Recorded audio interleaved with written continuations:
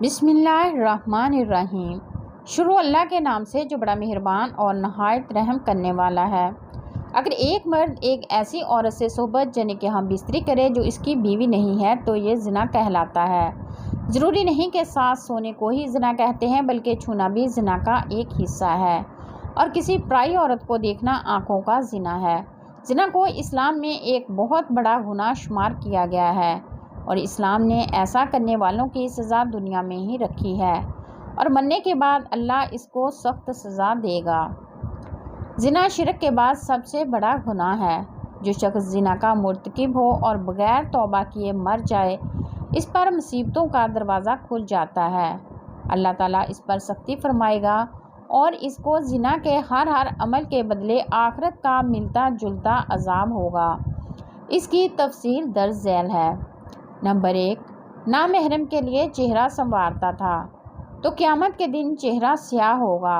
Number 2، نامحرم کے چہرے کو محبت کی نظر سے دیکھتا تھا تو قیامت کے دن چہرے کا گوشت گر جائے گا۔ نمبر 3، نامحرم کو دیکھ کر اس کا چہرہ کھل جاتا تھا تو قیامت کے دن اس کے چہرے کو آگ سے مشتعل کیا جائے گا۔ نمبر 4، نامحرم سے دل لگی کی باتیں کرتا تھا تو قیامت کے دن روتا ہوا اٹھے گا۔ نمبر 5، نامحرم سے ہنسی مذاق کر کے کہکے لگاتا تھا تو قیامت کے دن پیٹتا چلاتا اٹھے گا۔ نمبر 6، نامحرم سے ملاقات کر کے خوش ہوتا تھا تو قیامت کے دن غمگین اور اداس حالت میں اٹھے گا۔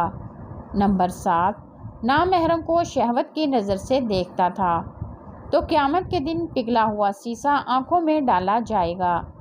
نمبر 8، نامحرم کی ملاقات کے لیے چل کر گیا تو قیامت کے دن پاؤں میں آگ کی بیڑیاں پہنائیں گے۔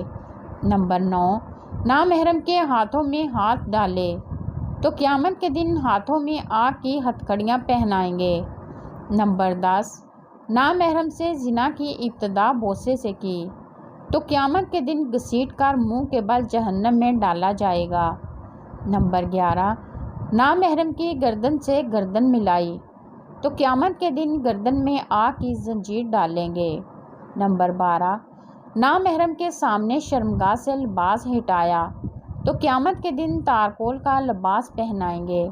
نمبر 13، نامحرم سے مل کر جنسی پیاس بجھائی تو قیامت کے دن پیاسا اٹھایا جائے گا۔ نمبر 14، نامحرم سے ملاپ کے وقت جنسی طوفان اٹھایا تو قیامت کے دن شرمگاہ کو آگ سے دہکایا جائے گا۔ نمبر 15، نامحرم سے ملاپ کے وقت شرمگاہ سے منی خارج ہوئی تو قیامت کے دن شرمگاہ سے بدبو خارج ہوگی۔ نمبر 16، نامحرم کے بالوں میں محبت سے انگلیاں پھیری تو قیامت کے دن بالوں سے پکڑ کر جہنم میں لٹکائیں گے۔ نمبر 17، نامحرم کے پستان پکڑے اور چوسے تو قیامت کے دن پستانوں کے بل جہنم میں لٹکائیں گے۔ نمبر 18، نامحرم کے جسم کی مہک سونگھی تو قیامت کے دن جسم سے حیران کن اذیتناک بدبو آئے گی۔ نمبر 19، نامحرم کے ساتھ ایک بستر پر اکٹھے ہوئے تو قیامت کے دن آگ کے تنور میں یکجا کیا جائے گا۔ نمبر 20، نامحرم کے ساتھ اپنے جسم کو کھولا تو قیامت کے دن اللہ تعالیٰ کے سامنے ننگا پیش کیا جائے گا۔ نمبر 21، نامحرم سے زنا کے لیے لوگوں سے چھپ گیا تو قیامت کے دن ساری مخلوق کے سامنے بے عزت کیا جائے گا۔ نمبر 22، نامحرم سے تعلق چھپانے کے لیے لوگوں سے جھوٹ بولا تو قیامت کے دن منہ پر مہر لگا کر ایذا سے گواہی لیں گے۔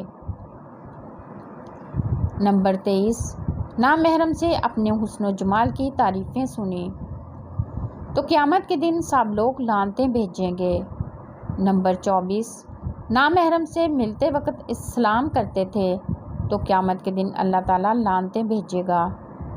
نمبر 25، نامحرم کے جسم کے بوسے لیے تو قیامت کے دن سانپ پورے جسم کو ڈسیں گے۔ نمبر 26، نامحرم سے زنا کے وقت انگ انگ نے مزہ پایا تو قیامت کے دن انگ انگ میں بچھو ڈنگ لگائے گا۔